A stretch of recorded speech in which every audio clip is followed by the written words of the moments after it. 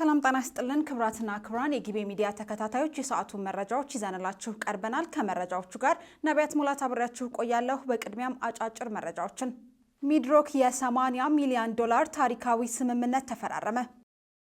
የሚኒስትሮች ምክር ቤት በትላንትናው ዕለት ባካሄደው 56ኛ መደበኛ ጉባኤው ላይ በተለያዩ ጉዳዮች ላይ ተወያይቶ ውሳኔ አሳልፏል። ጠቅላይ ሚኒስትር ዶክተር አብይ አህመድ ለህንዱ ጠቅላይ ሚኒስትር ናሬንድራ ሞዲ የእንኳን ደስ አለው መልእክት አስተላልፈዋል። በምንመለከተው ሌላ መረጃ በኢቦላ ምክንያት የሞቱ ሰዎች ቁጥር ከ100 በላይ መድረሱ ተነገረ። አሜሪካ በኢራን ላይ የአየር ጥቃት ፈጸመች። እነዚህንና ሌሎች መረጃዎችን በዝርዝር እንመለከታለን። በቅድሚያ ወደምንመለከተው መረጃ ስናልፍ ሚድሮክ ኢትዮጵያ የ$80 ሚሊዮን ታሪካዊ ስምምነት ተፈራረመ። ሚድሮክ ኢንቨስትመንት ግሩፕ እና ዓለም አቀፉ የፋይናንስ ኮርፖሬሽን IFC በኬንያ ናይሮቢ ከተማ የ$80 ሚሊዮን የረጅም ጊዜ የብድር ስምምነት ተፈራርሟል።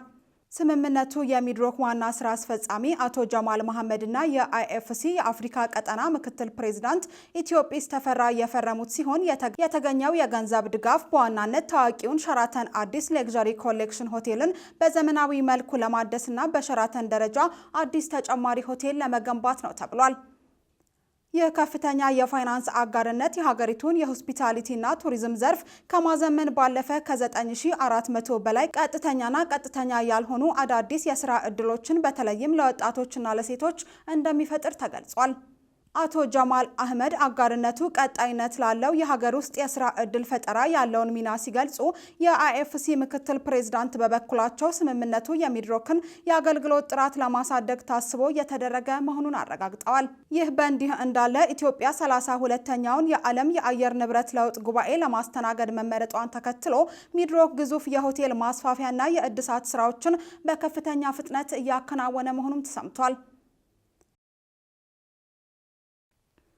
የሚኒስትሮች ምክር ቤት በትላንትናው ዕለት ባካሄደው 56ኛ መደበኛ ስብሰባ ላይ በተለያዩ ጉዳዮች ላይ ተወያይቶ ውሳኔ አሳልፏል።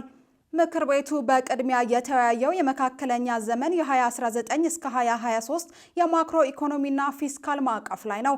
የተሟላ የማክሮ ኢኮኖሚ ሪፎርም ተግባራዊ ከተደረገ ወዲህ የኢትዮጵያ ኢኮኖሚ ካሉበት ተግዳሮቶች የተላቀቀና የኢኮኖሚው መሰረቶችም የተጠናከሩ መጥተዋል ተብሏል። ማዕቀፉ በኢኮኖሚ ሪፎርም የተገኙ አበረታች ውጤቶችን ይበልጥ አጠናክሮ ማስቀጠል እንዲያስችልና በዋና ዋና ኢኮኖሚና ፊስካል ላይ በመመስረት የ2019 በጀት ዓመት የፌዴራል መንግስት በጀት ዝግጅት መነሻ ሆኖ እንዲያገለግልም ተዘጋጅቶ ቀርቧል። ምክር ቤቱ በማዕቀፉ ላይ በሰፊው ከተወያየ በኋላ በስራ ላይ እንዲውል በሙሉ ድምጽ ወስኗል። በመጨረሻ ምክር ቤቱ ውይይቱን ያደረገው የ2019 በጀት ዓመት የፌዴራል መንግስት የበጀት ረቂቅ አዋጅ ላይ ነው። የ2019 የፌዴራል መንግስት በጀት የ10 ዓመቱ መሪ የልማት እቅድ አካል የሆነው የ2019 እስከ 2021 የልማትና ኢንቨስትመንት እቅድ ላይ የተቀመጡ ግቦችና የመካከለኛው ዘመን የማክሮ ኢኮኖሚና የፊስካል ማዕቀፍ መሰረት በማድረግ ነው ተብሏል።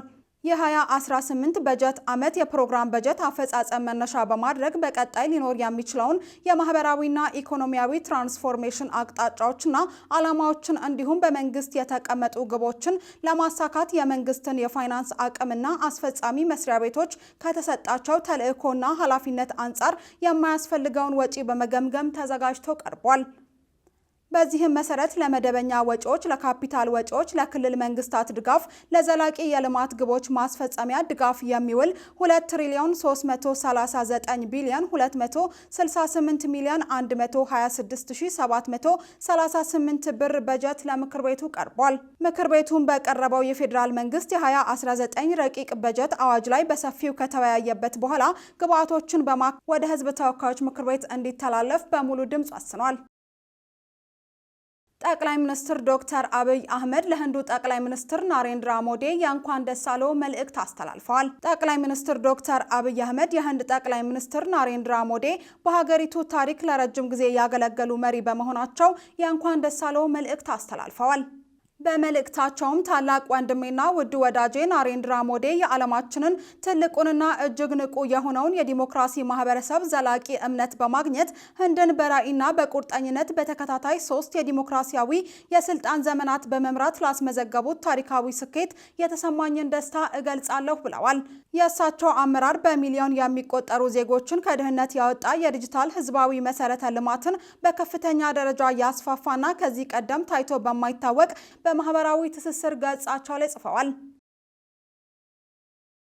በምንመለከተው ሌላ መረጃ በኢቦላ የሞቱ ሰዎች ቁጥር ከ100 በላይ ደረሰ። በምስራቃዊ ኮንጎ የኢቦላ ወረርሽኝ መከሰቱ በይፋ ከታወጀበት ወቅት ነው ሲል ኤፒ ዘግቧል። በግንቦት ወር ይፋ በተደረገው የኢቦላ ወረርሽኝ ላይ የሚደረገው የቁጥጥር ስራ በአካባቢው ታጣቂዎች የሚፈጸሙ ጥቃቶች፣ ከተወሰኑ ነዋሪዎች ያላቸው ጥርጣሬ እንዲሁም በግጭት ቀጠና ውስጥ ያለውን የጸጥታ እንቅፋት ተግዳሮት መሆናቸው ቀጥሏል ተብሏል። እስከ እሁድ ድረስ በበሽታው መያዛቸው ከተረጋገጠ 550 ህሙማን መካከል የ101 ህይወት ማለፉ የተገለጸ ሲሆን 19 ያህሉ ደግሞ ከበሽታው ማገገማቸውን የወጣ ሪፖርት ያመለክታል። የወረርሽኙ ስርጭት በኮንጎ ምስራቃዊ ግዛት በምትገኘው ኢቱሪ ላይ የበረታ ሲሆን ይህችው ግዛት ብቻዋን ከአጠቃላይ ታማሚዎች ከ90 በመቶ በላይ የሚሆነውን ትይዛለች።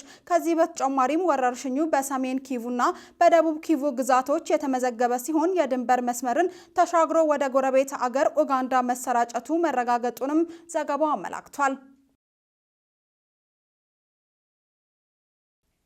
አሜሪካ በኢራን ላይ የአየር ጥቃት ሰነዘረች። አሜሪካ የጦር ሄሊኮፕተሯ በኢራን ድሮን መመታቱን ተከትሎ በሆርሙዝ ወሽመጥ አቅራቢያ በሚገኘው የኢራን የአየር መከላከያና የራዳር ጣቢያዎች ላይ የአጸፋ ጥቃት ፈጽማለች። ጥቃቱ በባህረ ሰላጤው ላይ ለተመታችው የአሜሪካ ጦር ሄሊኮፕተር የተመጣጠነ ምላሽ መሆኑንም ገልጻለች። የአሜሪካ ወታደራዊ ማዕከል እዝ በሆርሙዝ ወሽመጥ አካባቢ የሚገኙ የኢራን የአየር መከላከያ የምድር መቆጣጠሪያ ጣቢያዎችና ራዳሮች ላይ ጥቃት መፈጸሙን የተገለጸው ኢራን ለሄሊኮፕተሯ መውደቅ ኃላፊነት ባትወስድም ለአሜሪካ ድብደባ ምላሽ ለመስጠት በባህሬንና በዮርዳኖስ የሚገኙ የአሜሪካ የጦር ሰፈሮች ላይ የሮኬት ጥቃት መሰንዘሯም ተገልጿል። የኢራን እስላማዊ አብዮታዊ ዘብ በባህሬንና ዮርዳኖስ በሚገኙ የአሜሪካ ጦር ሰፈሮች ውስጥ ባለ 21 ኢላማዎች ላይ ጥቃት መፈጸሙንም አስታውቋል። የአሜሪካው ፕሬዝዳንት ዶናልድ ትራምፕ ለጥቃቱ ምላሽ መስጠት አስፈላጊ መሆኑንም ነው የገለጹት። ሆኖም ዋሽንግተንና ቴህራን የቀጠናውን ጦርነት ለማቆም ድርድር ላይ በመሆናቸው ሁለቱም ወገኖች ተኩስ እንዲያቆሙ ጥሪ አቅርበዋል። በሌላ በኩል የኢራን የውጭ ጉዳይ ሚኒስትር አባስ አራግቺ አሜሪካ ጥቃት መፈጸሟን እንድታቆም አስጠንቅቀዋል። ከጊቤ ሚዲያ የመራረጥንላችሁ መረጃዎች እነዚህ ነበሩ። ስለተከታተላችሁን ከልብ እናመሰግናለን። ጊቤ ሚዲያ ለተሻለ ነገ እንሰራለን።